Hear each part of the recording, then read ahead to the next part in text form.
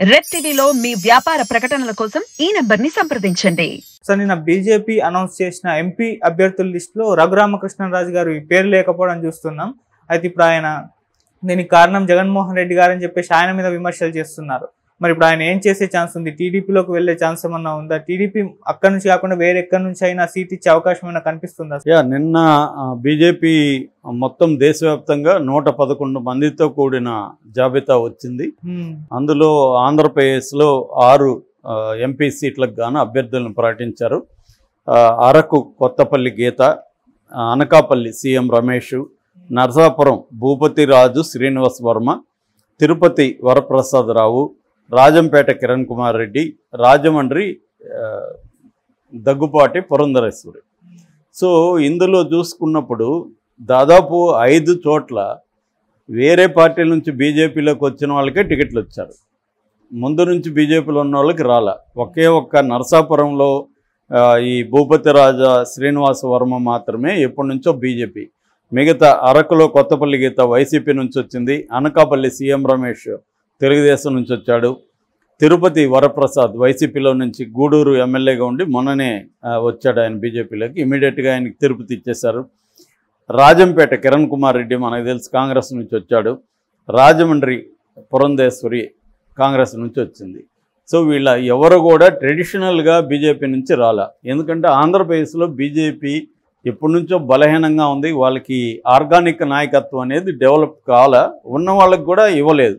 అంటే for example జీవేల్ నరసింహారావుకి ఇవ్వలేదు, సోమ్ వీర్రాజుకి ఇవ్వలేదు, తర్వాత విష్ణువర్ధన్ రెడ్డికి ఇవ్వలేదు. ఇలాంటి వాళ్ళకి ఎవరికి ఇవ్వలేదు టికెట్లు. అంటే ఇక్కడ చంద్రబాబు ఇన్ఫ్లుయెన్స్ చేయగలిగాడా అన్న ఒక చర్చ కూడా నడుస్తుంది. ఏదేమైనా వైసీపీ నుంచి వచ్చిన ఇద్దరికి ఇచ్చారు, కాంగ్రెస్ నుంచి వచ్చిన ఇద్దరికి ఇచ్చారు, తెలుగుదేశం నుంచి వచ్చిన ఒక అతనికి ఇచ్చారు. ఇది బేసిక్గా. సో అయితే ఇప్పుడు మన టాపిక్ ఏంటంటే, మామూలుగా నరసాపురంలో ఇప్పటి వరకు ఒక హంగామా చేస్తూ ఒక రౌడీలాగా తొడలు కొడుతూ నేను ఇక్కడ నిలబడుతున్నాను, నాకు ఎదురు మీరు తేల్చుకోండి అని జగన్కి ఛాలెంజ్ విసురుతూ వస్తున్న రఘురామకృష్ణరాజు అందరూ ఏమనుకున్నారంటే బీజేపీ టికెట్ 100% ఇస్తుంది అని అనుకున్నారు. మొన్న కూడా ఆయన మధ్య కూడా ఉమ్మడి సభ, జెండా సభ జరిగింది కదా, తెలుగు సేన జెండా సభలో కూడా తాడేపల్లిగూడెంలో.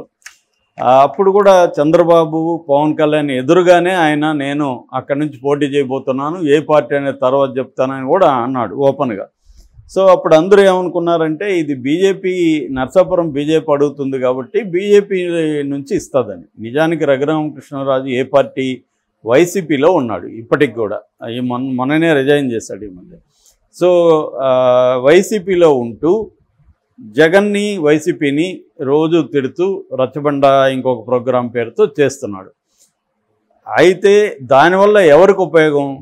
చంద్రబాబుకు ఉపయోగం ప్రధానంగా, బీజేపీకి ఏం ఉపయోగం లేదు. కాబట్టి బీజేపీ ఎందుకు ఇవ్వాలి అతనికి అనేది ఒక పెద్ద క్వశ్చన్ మార్క్. ఎందుకంటే అతను బీజేపీలో జాయిన్ అవ్వలేదు, బీజేపీకి ఏం ఉపయోగపడలేదు. కాబట్టి బీజేపీ ఇవ్వాల్సిన అవసరం లేదు. అతనికి ఇవ్వాల్సింది ఎవరు? తెలుగుదేశం ఇవ్వాలి, లేదా జనసేనకి ఇవ్వాలి. వీళ్ళిద్దరికీ అతను ఉపయోగపడింది. ఎందుకంటే అతను ముందు నుంచి కూడా తెలుగుదేశం మీడియానే అతన్ని రోజు ఫోకస్ చేసింది. సో వీళ్ళిద్దరు ఇవ్వకుండా బీజేపీ ఎందుకు ఇవ్వాలనేది ఫస్ట్ ప్రశ్న. రెండోది, బీజేపీకి ఏంటంటే ఇతని పట్ల కొంత నెగిటివ్ ఒపీనియన్ కూడా ఉందని చెప్తారు. ఇతను బీజేపీకి అయినా కాదు, ఏ పార్టీకైనా కూడా ఇతన్ని కొంచెం మనకు ఉపయోగించుకుందాం, కానీ ఇతన్ని మనం పార్టీలోకి తీసుకుంటే మనకు లేనిపోని తలనొప్పులు వస్తాయనే ఒక భయం ఉండే అవకాశం ఉంది. ఎందుకంటే వైసీపీ నుంచి గెలిచి వైసీపీ నుంచి దూరం రాకుండా వైసీపీకి యాంటీగా రోజు మాట్లాడడం వల్ల ఏమైందంటే ఇతను డిపెండబుల్ కాదు, రేపొద్దున మనకు కూడా ఇలా చేయడానికి గ్యారంటీ ఏముంది అన్న ఒక అభిప్రాయం అయితే వచ్చే అవకాశం ఉంది. సో దీన్ని ఇప్పుడు ఇప్పటికి కూడా ఆయన ఏం చెప్తున్నాడు, నిన్న వీడియో రిలీజ్ చేసి ఇది జగనే చేయించాడు, నాకు టికెట్ రాకుండా బీజేపీని ఇన్ఫ్లుయెన్స్ చేసి సోమ్ వీర్రాజు ద్వారా చేశాడని నాకు నమ్మకమైన సోర్స్ ద్వారా వచ్చిందని చెప్పాడు. ఖచ్చితంగా జగన్ చేసి ఉండొచ్చు, నో డౌట్. ఎందుకంటే జగన్ మీద రోజు ఇతను డ్యామేజింగ్గా 3-4 ఏళ్ళ నుంచి చేస్తూ ఉంటే జగన్ ఎందుకు కక్ష తీర్చుకోడు? ఎవరైనా తీర్చుకుంటారు కదా. మామూలుగా చాలామంది కామన్ పీపులే ఇతని పట్ల ఎవడు సార్ వీడు ఇంత ఘోరంగా మాట్లాడుతున్నాడు, జగన్ ఏం చేస్తున్నాడు, ఇతన్ని ఏమి చేయలేకపోతున్నాడు అని కూడా అడిగిన వాళ్ళు ఉన్నారు. అలాంటిది జగన్ ఎందుకు గమ్మున ఉంటాడు? సో కాబట్టి ఇతనికి ఎట్టి పరిస్థితుల్లో రాజకీయాల నుంచే ఇతన్ని తొక్కేయాలనేది జగన్ కూడా అనుకుంటాడు కదా. జగన్ మాట్లాడట్లేదు, మీరు మాట్లాడుతున్నారు. ఇతను కూడా నేను అధపాతాలని తొక్కేస్తా జగన్ అని కూడా నిన్న మాట్లాడినాడు. మరి నువ్వు అధపాతాలని తొక్కేస్తాను నువ్వు మాట్లాడినప్పుడు అవతలో నిన్నెందుకు తొక్కకూడదు? సో ఇక్కడేమి అంటే నేను దొక్కితే అది న్యాయం, అవతలోడు దొక్కితే అన్యాయం అని ఎలా మాట్లాడతారు? సో ఆ యాంగిల్లో ఇతను మాట్లాడుతున్నాడు. ఇప్పటికి కూడా అతను ప్రశ్నించాల్సింది ఏంటంటే తెలుగుదేశం వాళ్ళనే ప్రశ్నించాలి, నాకెందుకు మీరు టికెట్ ఇవ్వలేదని. కానీ ప్రశ్నిస్తే అది కూడా పోతుందని ఒక భయం ఉంది ఆయనకి. ఎందుకంటే ఆయన ఇండిపెండెంట్కి పోటీ చేసి గెలిచే పరిస్థితి. నిజంగా దమ్ము ధైర్యం ఉండేవాడైతే నాకు అసలు ఎవడూ టికెట్ ఇవ్వద్దండి, నేను రఘురామకృష్ణరాజు నా వల్ల నేను గెలిచాను వైసీపీలో, వైసీపీ నాకు పీకిందేమీ లేదు అని ఎప్పటి నుంచి అంటున్నాడు. కాబట్టి ఇది గోల్డెన్ ఛాన్స్ ఆయనకి, నేను నిలబడి గెలిచి చూపిస్తాను అని చెప్పి చేయొచ్చు. అది చేయలేడు, దమ్ము ధైర్యం లేదు. ఎందుకు లేదంటే ఆయన ఎప్పుడు ఆ నియోజకవర్గాల ప్రజల కోసం ఏమీ చేసింది ఏమీ లేదు. చేసింది ఏమన్నా ఉంటే అది చెప్పుకోవాలి కదా, అదేం చెప్పట్లేదు. ఇప్పటికి కూడా జగన్ని ఓడిస్తాను, జగన్ని అధపదాలను తొక్కేస్తానని పవన్ కళ్యాణ్ భాష మాట్లాడుతున్నాడు తప్ప నేను నా ప్రజల కోసం ఇది చేశాను, అందుకని నేను ధైర్యంగా ఇప్పుడు ప్రజల్లో నిలబడి ఓటు అడుగుతాను అన్న ఒక ధైర్యము, కాన్ఫిడెన్సు, దమ్ము ధైర్యం లేదు అతనికి. అందుకని ఇప్పుడు కూడా ఎంతసేపటికి జగన్ని తిట్టడం, నేను మళ్ళీ ఒక రకమైన అతను ఏంటంటే డీలా పడిపోయి మాట్లాడుతున్నాడు. జగన్ సక్సెస్ అయ్యే టెంపరీగా నేను ఓడిపోయాను అని అన్నాడు. ఇక్కడ ఓటమి గెలుపు కాదు, నీ రోల్ నువ్వు ప్లే చేసావా, ఒక ఎంపీగా నువ్వు చేయాల్సిన పని చేసావా, ఎంపీగా నువ్వు నర్సాపురం ప్రజలకి ఏం చేసావు, అది చెప్పుకోలేని పరిస్థితి ఉన్నప్పుడు ఇంకా అతనికి ఎందుకు ఎవడైనా టికెట్ ఇవ్వాలి? సో అందుకని ఇప్పుడు ఉన్న ఆప్షన్ ఏంటంటే అతనికి తెలుగుదేశంలో చేరడం. తెలుగుదేశంలో మరి చేర్చుకుంటాడా ఇతను చంద్రబాబు? చేర్చుకోవడం వల్ల అతనికి ఏం ఉపయోగం? చంద్రబాబు ఒకే ఒక కారణంతో చేర్చుకోవచ్చు. అతను ఏమన్నా నేను ఒక 200 కోట్లు ఖర్చు పెడతానని కానీ చంద్రబాబుకు హామీ ఇవ్వగలిగితే చంద్రబాబు చేర్చుకుంటాడు. ఎందుకంటే చంద్రబాబు ప్యాటర్న్ అంతా కూడా విపరీతంగా డబ్బులు ఉన్న వాళ్ళకే ఇస్తున్నాడు. ఎందుకంటే జగన్ ఏమో తన ఎవడికి ఇచ్చినా కూడా తను డబ్బులు ఖర్చు పెట్టగలడు, తీస్తాడు. జగన్ డబ్బులు ఉంది తీస్తాడు, చంద్రబాబు దగ్గర డబ్బులు ఉంది తీయడు.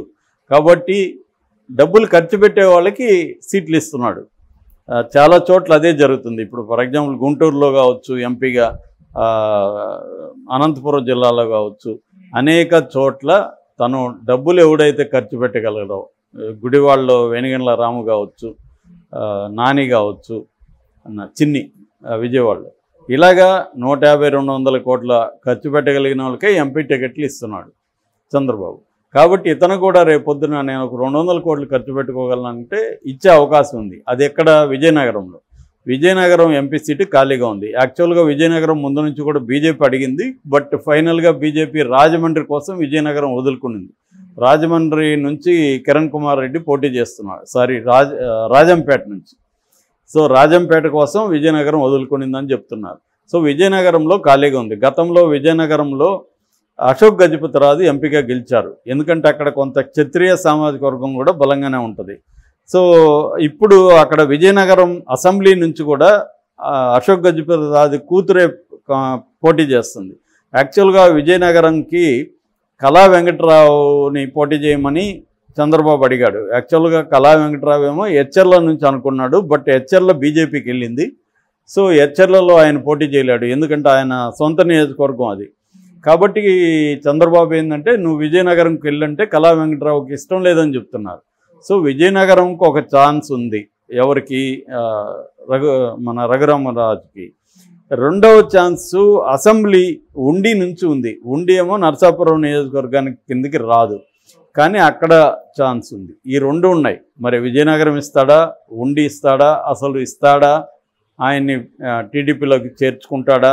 ఇప్పుడు టీడీపీలోకి చేర్చుకుంటే ఒక ప్రాబ్లం ఏంటంటే ఇన్ని రోజులు రఘురామకృష్ణరాజు చేసిందంతా కూడా టీడీపీ నుంచే చేశాడు అనేది కూడా వచ్చేస్తుంది. వీళ్ళు వైసీపీ వాళ్ళు చూసారా, ఇన్ని రోజులు కూడా అతను టీడీపీతో ఉన్నాడు ఓపెన్గా, ఇప్పుడు ఓపెన్ అయ్యాడు. అనేదే చెబుతారు. దానివల్ల అతనికి ఇంకా బ్యాడ్ నేమ్ వస్తుంది. గెలవకపోతే ఇంకా ఘోరంగా ఉండదు పరిస్థితి. మరి ఏం జరుగుతుందనేది చూడాలి.